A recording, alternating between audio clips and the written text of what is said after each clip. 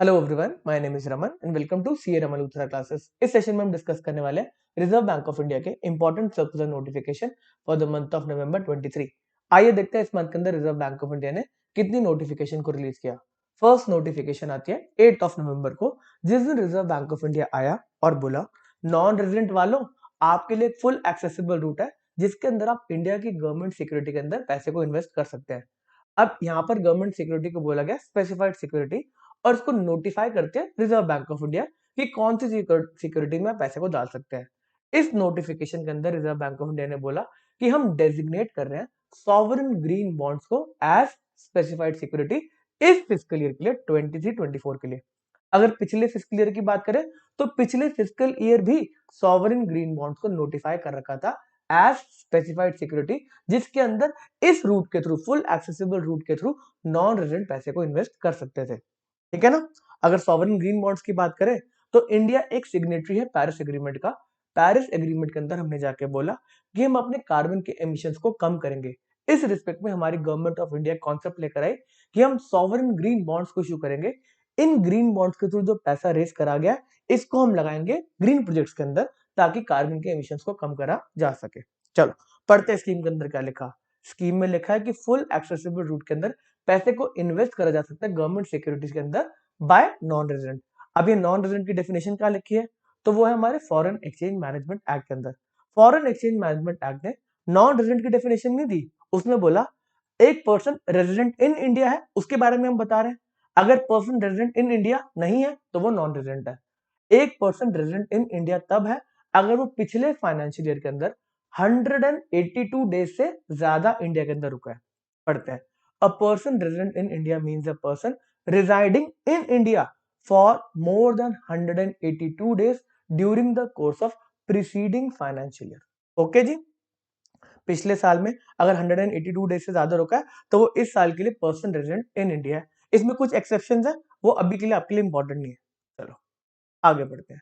Specified security की बात करें तो बड़ी सारी सिक्योरिटी को पहले नोटिफाई कर रखा है रिजर्व बैंक ऑफ इंडिया ने। इसमें 5 ईयर, 10 ईयर, 30 ईयर टेन्योर की जो सिक्योरिटी है गवर्नमेंट की वो नोटिफाइड है। फिर बाद में गवर्नमेंट की 7 ईयर और 14 ईयर की सिक्योरिटी को नोटिफाई करा, और लेटेस्ट में सॉवरेन ग्रीन बॉन्ड्स को नोटिफाई करा गया एज स्पेसिफाइड सिक्योरिटी। ठीक है ना। पिछले फिस्कल ईयर में भी इसको नोटिफाई करा था और इस फिस्कल ईयर में भी इसको नोटिफाई कर दिया गया।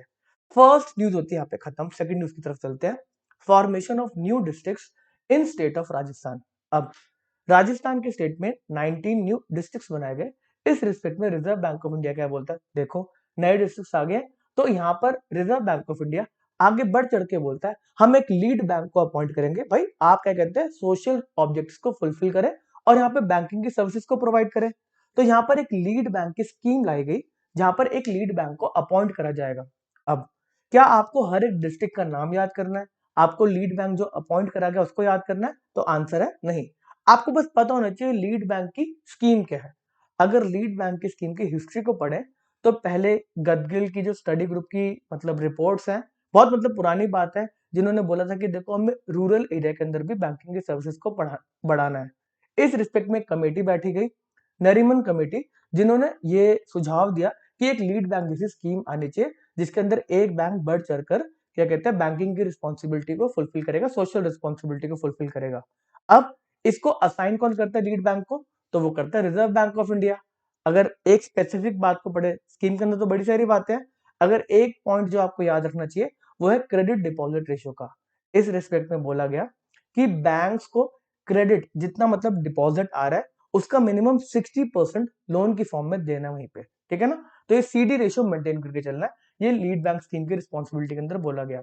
Banks have been advised to achieve a CD ratio of 60% in respect of their rural semi-urban branches separately all over India basis। ठीक है ना। चलो नेक्स्ट न्यूज आती है, guidelines on import of silver by qualified jewellers as notified by International Financial Service Centre Authority. अभी International Financial Service Centre Authority बनाएगी, ये भी एक फाइनेंशियल रेगुलेटर है जिसको बनाया गया इंटरनेशनल फाइनेंशियल सर्विस सेंटर्स को रेगुलेट करने के लिए। अभी इंटरनेशनल फाइनेंशियल सर्विस सेंटर हमारे लिए नहीं है, ये सारे के सारे फॉरेन के लोगों के लिए है। यहाँ पर गिफ्ट सिटी गुजरात के अंदर क्या कहते हैं इंटरनेशनल फाइनेंशियल सर्विस सेंटर बनाया गया, और यहाँ पर बोला कि पूरी दुनिया के लोग आओ और यहाँ पर फाइनेंशियल सर्विसेज दो। यहाँ से फाइनेंशियल सर्विसेज अवेल करो।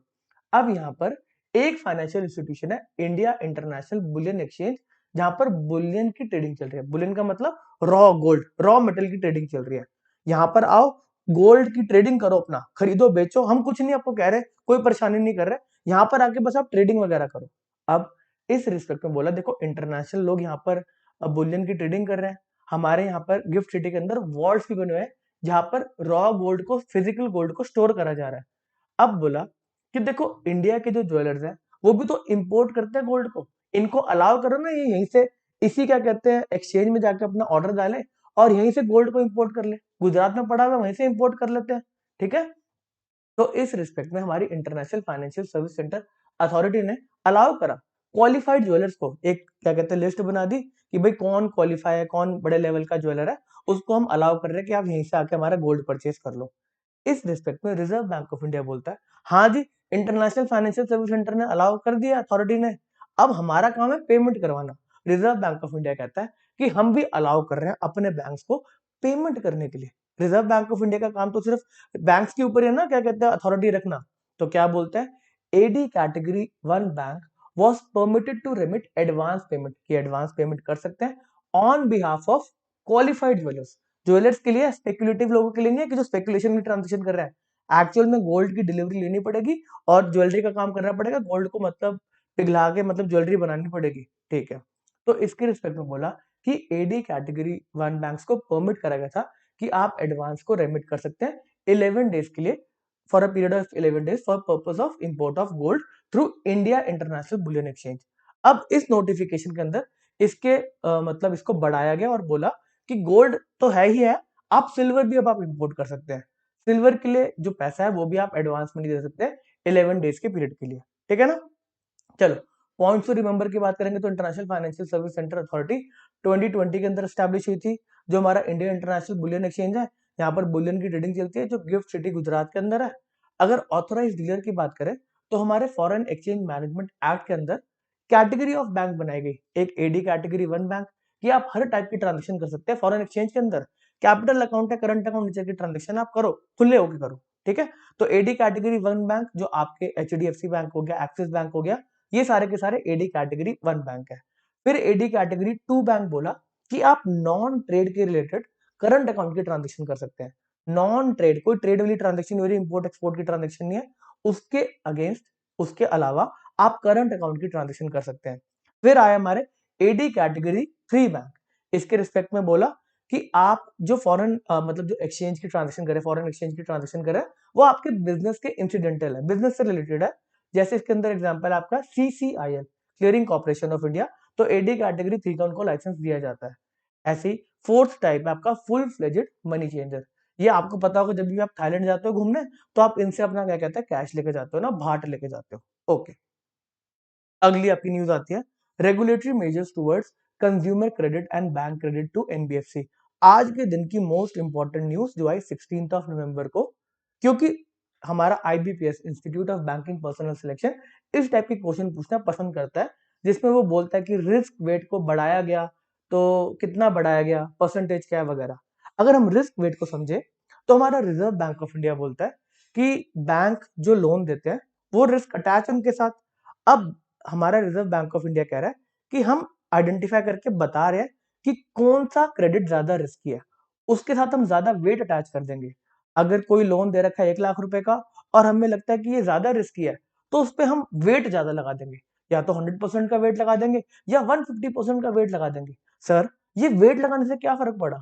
हमारे रिजर्व बैंक ऑफ इंडिया की गाइडलाइन है कि बैंक्स को क्रेडिट करो कैपिटल एडिक्वेसी रेशियो मेंटेन करनी पड़ती है, सीएआर रेशियो। जितने आपके रिस्क वेटेड एसेट है उसके प्रोपोर्शनेटली कुछ परसेंटेज में आपको कैपिटल मेंटेन करनी पड़ती है। अब अगर ये बढ़ जाएंगे, रिस्क वेटेड एसेट बढ़ जाएंगे, तो ज्यादा कैपिटल मेंटेन करनी पड़ेगी। तो इसलिए बैंक्स को डर लगता है कि यार ज्यादा रिस्की वाले एसेट है ना, जिनको ज्यादा वेट दे रखा है, उनको लोन मत दो।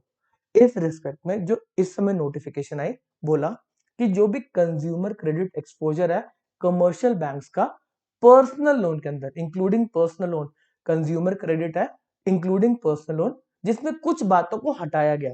किसको हटाया गया? हाउसिंग लोन को, एजुकेशन लोन को, व्हीकल लोन को, और loans against gold and gold jewellery. मतलब इनके अंदर आप पैसा दो, कोई दिक्कत वाली बात नहीं है। इनके अंदर जो रिस्क वेट है उसको चेंज नहीं करा गया, उसमें रिस्क वेट को रखा गया 100% ही।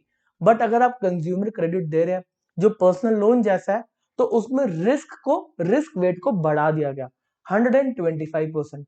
अब जो भी पर्सनल लोन है उस पर वेट लगा 125%, और इतनी इनकी कैपिटल मेंटेन करने की रिक्वायरमेंट बढ़ गई CAR रेशियो के अकॉर्डिंग। CAR के अंदर जो कैपिटल एडिक्वेसी मेंटेन करनी है, उस रेशियो के अकॉर्डिंग इनको अब कैपिटल ज्यादा मेंटेन करनी पड़ेगी। ओके जी, चलो।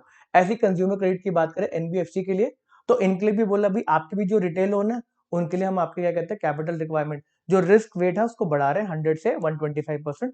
इनके लिए भी एक्सक्लूड कर देगा किसको, housing loan, education loan, vehicle loan, loans against gold jewellery, micro finance loan and self help group, इनको साइड रखा गया कि इनके लिए भी पुरानी वेट है 100% का। ओके, बात साथ आता है credit card receivable for scheduled commercial bank. जो क्रेडिट कार्ड के एक्सपोजर है उनके लिए रिस्क वेट पहले था कमर्शियल बैंक्स के लिए 125%, जिसको बढ़ा के कर दिया गया 150%। ओके जी। अगर क्रेडिट कार्ड रिसीवेबल की बात करें एनबीएफसी के रिस्पेक्ट में, तो इनका वेट था 100%, जिसको बढ़ा के अब कर दिया गया 125%। रट्टा मारेंगे जी, रट्टा मारेंगे, ठीक है। अगला आपका आता है bank credit to NBFC. Bank भी तो पैसे देते हैं एनबीएफसी को, तो उसके लिए जो पहले रिस्क वेट असाइन करने की तरीका था वो था कि बोला गया कि आप एक क्रेडिट की रेटिंग करवाएंगे एनबीएफसी की। जो एनबीएफसी की क्रेडिट की रेटिंग आएगी उसके अकॉर्डिंग आपको एक रिस्क वेट असाइन कर दिया जाएगा। उतना आपको क्या कहते हैं कैपिटल मेंटेन करना है, उतना रिस्क वेट एसेट रेशियो आ जाएगा, उस हिसाब से आप मेंटेन करेंगे। अब इसके अंदर बोला कि हाँ जी वो वाली बात तो है जो क्या कहते हैं आपकी क्या कहते हैं क्रेडिट रेटिंग लेनी है, उसके हिसाब से आपको रेशियो मेंटेन करनी है। अब हम सबके अंदर 25% का इजाफा करें, 25% बढ़ा रहे हैं।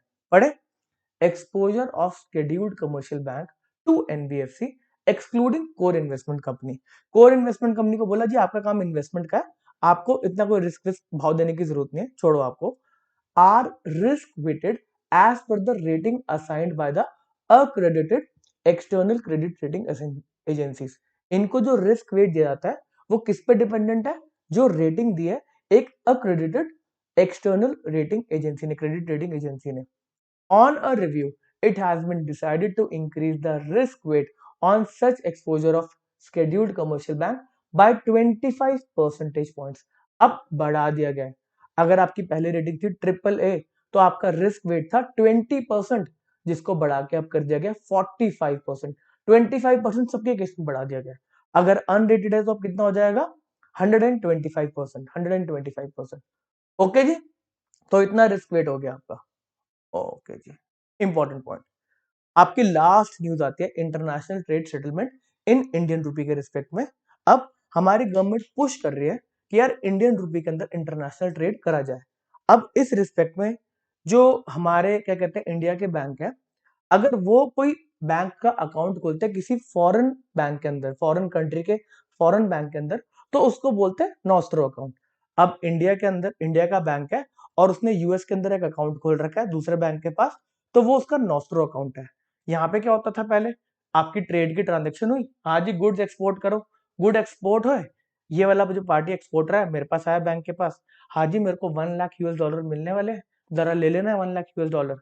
तो मैंने बोला उस यूएस वाले बैंक को, हाँ जी मेरा यहाँ का एक बंदा है उसने क्या कहते हैं एक्सपोर्ट करा, 1 लाख डॉलर आने वाले, जरा अपने अकाउंट में ले लेना। तो मेरे यूएस के अकाउंट के अंदर इंडियन बैंक के नॉस्ट्रो अकाउंट के अंदर पैसे आ जाते थे 1 लाख US डॉलर। ठीक है जी, तो अब यहाँ पर क्या बात चल रही है कि हमें इंडियन रूपी के अंदर ट्रेड को बढ़ाना है। इंडियन रूपी, वो foreign bank Indian rupee maintain नहीं करता, तो यहाँ पर वॉस्ट्रो अकाउंट की बात आती है जिसके अंदर फॉरनर मेरे पास अकाउंट खोलता है इंडियन रूपी के अंदर। इंडियन बैंक कह रहा है जी अब मेरे पास अकाउंट है एक फॉरेन बैंक का इंडियन रूपी के अंदर।